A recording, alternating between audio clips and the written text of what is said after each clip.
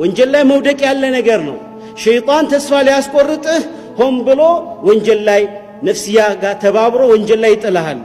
ነገር ግን ሁሌም ወደ አላህ መመለስ አለብህ። من خشي الرحمن بالغيب وجاء بقلب منيب ሁሌ ተውበት እያደረገ የአይነትን ልብ ይዞ የመጣ ادخلوها بسلام ذلك يوم الخلود በሰላም ያለ ምንም ስጋት ያለ ምንም ፍርሃት ጀነትን ግቧት ይባላል። اللهم اجعلنا منهم الله ከነሱ ያደርገን።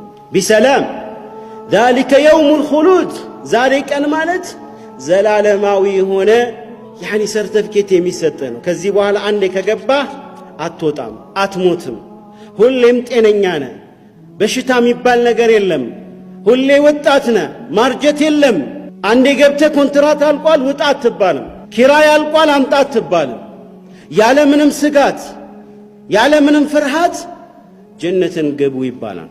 لهم ما يشاءون فيها لهم ما يشاءون فيها ጀነት ውስጥ ከገቡ በኋላ የሚፈልጉትም በሙሉ ይሰጣቸዋል። ሱብሃንአላህ ለሁም ማ የሻኡን የሚፈልጉት በሙሉ ማለት ነው።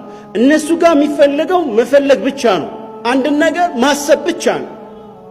ልክ አንድን ምግብ ሲያስብ አንድን ፍራፍሬ መብላት ሲያምረው ብቻ እጁን ብቻ መዘርጋት ነው የሚጠበቅበት። እጁን ሲዘረጋ ያ ወደ ላይ ወደ ሰማይ የበቀለው ፍራፍሬ ያጎነብስና እጁ ላይ ይሆናል ማለት ነው። ከዛ ቀጥፎ መብላት ብቻ ነው የሚጠበቀው። ተዓብ የለውም፣ ልፋት የለውም።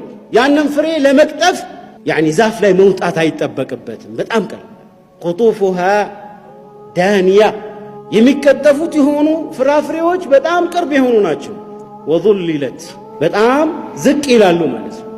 ልፋት حتى የሆነን የሚበር የሆነን እንስሳ ማለት ነው ወፍን መብላት ቢፈልግ ልክ በሰማይ ላይ እየበረረ ሲያየውና ቢፈልገው እየበረረ ያለው ማለት ነው ወዲያውኑ አሩስቶ ሆኖ ከፊት ለፊቱ ቁጭ ይልለታል፣ ይበላል። በልቶ እንደጨረሰ ያ ነገር ህይወት ዘርቶ ደግሞ ይበራል። ያ የተቀጠፈውም ነገር ከበላው በኋላ መልሶ ቦታው ይተካል። ጀነት ላይ አለቀ ኑሮ ተወደደ ጨመረ ምናምን የሚባል ስጋት የለም።